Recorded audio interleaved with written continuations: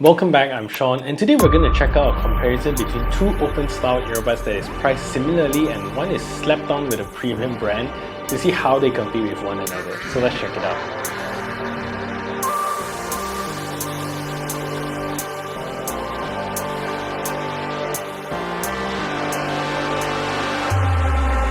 Come and set me free.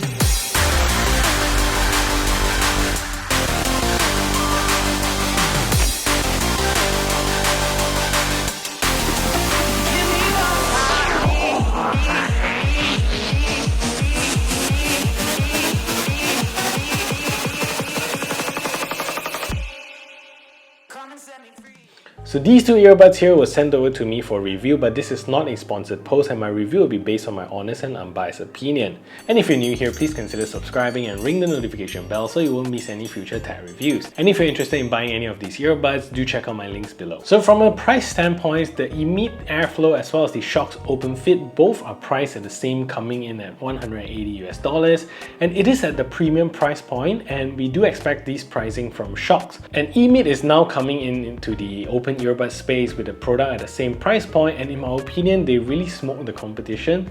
So let's find out more about them. So from the case perspective, you can see that the Emeet Airflow definitely comes with a larger case and it's almost double the width of the Shokz, so if you can see here, but this is for a good reason. So the Shokz comes with an extremely premium rubberized plastic, super nice to touch, very smooth, whereas the Emeet comes with a more regular feeling plastic case that doesn't feel too premium in my opinion. And both of these earbuds have their branding etched at the top of the case, and both of them have Type-C charging ports to charge up the case as well as the earbuds. And both also have a single LED at the front to tell you the battery level of the case. So you will see an extra button here on the Emeet because the Emeet comes with a super cool feature, which is a UV sterilizer for the earbuds. And you have a button to press it if you want to manually activate the UV or just leave it in the case for auto UV sterilization. This feature is available on some of the in-ear earbuds that we've seen before, since it does directly go into your ear canals, but not so common on open ear earbuds, so this is definitely a first. And apart from that, both of these earbuds case has lids that stay open for you to access your earbuds inside. And if you notice, the reason the case is bigger on the Emeet is to accommodate the included boom mic right over here, and this is honestly a first in the market, a detachable boom mic on an open style earbuds, which is super cool. So there are also two additional features that the Shokz doesn't have, and the first is actually a detachable wingtip where you can just slot it in and you can actually hook this inside your ears. And the second one is actually a 2.4 GHz dongle for seamless connection to your PC.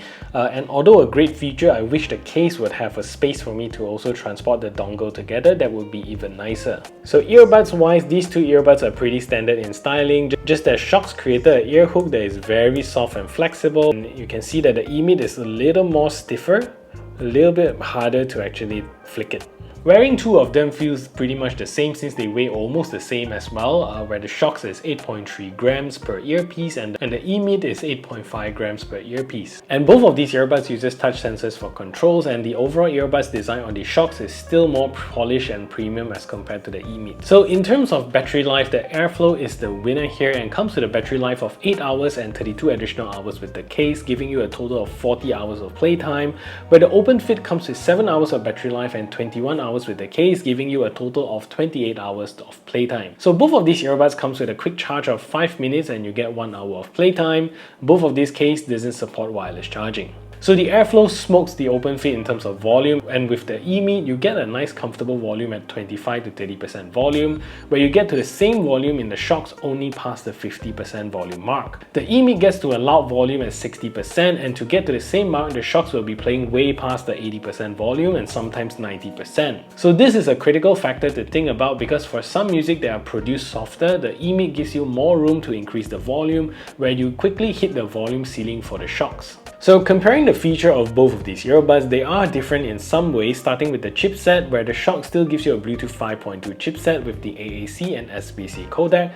Although it being a mid-2023 earbuds, you don't get 5.3 here. The Airflow comes with a Bluetooth 5.3 chipset, but only with the SBC codec, so in my tests, the chipset doesn't really affect the sound quality, so that's a good thing there. Water resistant rating on the Emeet is also better, coming in at rated IPX5 as compared to the Shokz only at IP54, meaning the the EMEET will survive even rain shower, but ideally you shouldn't use it under the rain for the Shokz. So the Shokz itself comes with the AI noise cancelling technology for the mic, but the EMEET comes with a physical boom mic that also is noise cancelling to knock out those surrounding noise better, and we'll take a look at the call quality shortly. So both of these earbuds allow you to connect it to your phone independently regardless of which side you pick, and at launch the Shokz OpenFit doesn't support multi-point, but with a firmware upgrade you now get 2-device multi-point, and so does the EMEET, which comes with a 2-device multi-point out of the box. And one additional capability is you get to use the EMEET with a dongle, so you get a very low latency, great if you want to just plug it behind your PC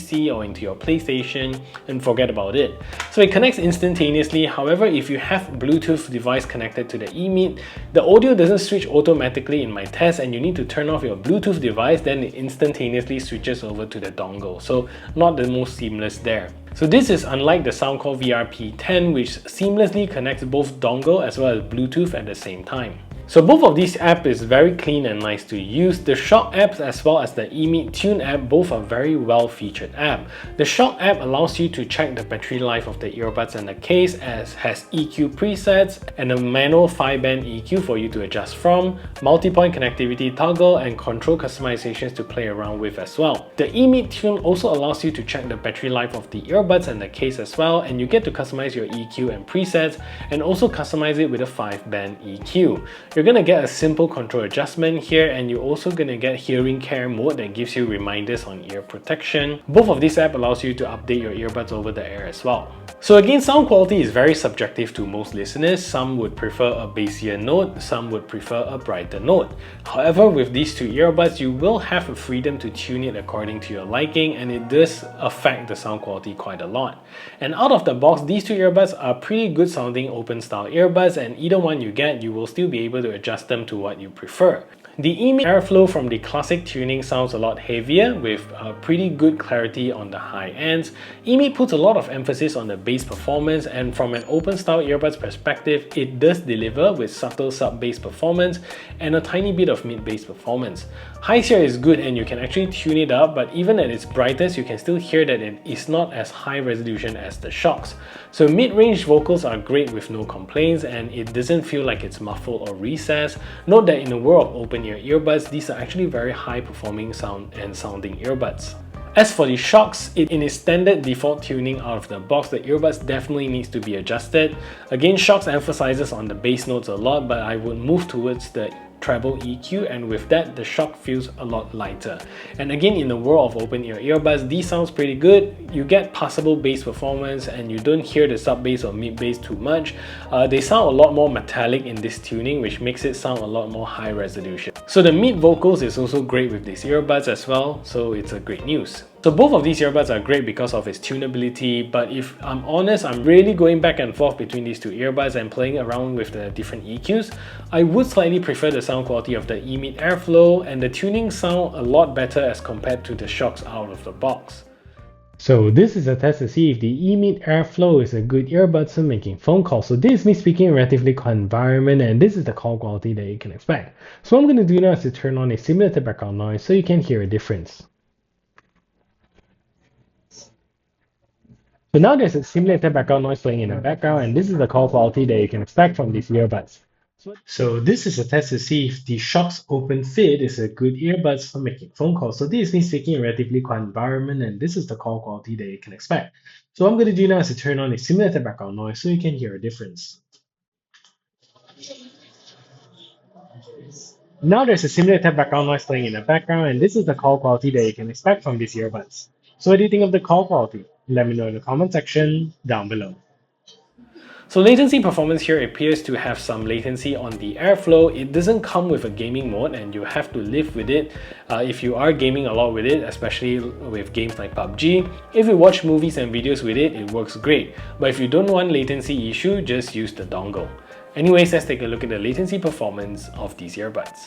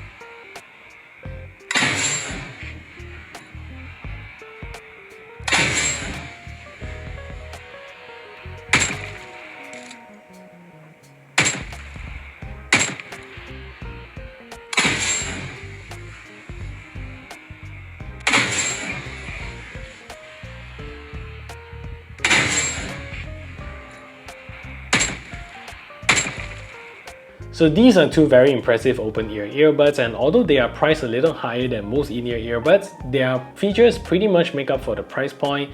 Based on this comparison, I'll gravitate more towards the Emeet Airflow as it gives me greater flexibility with the boom mic as well as the dongle, plus it sounds great as well.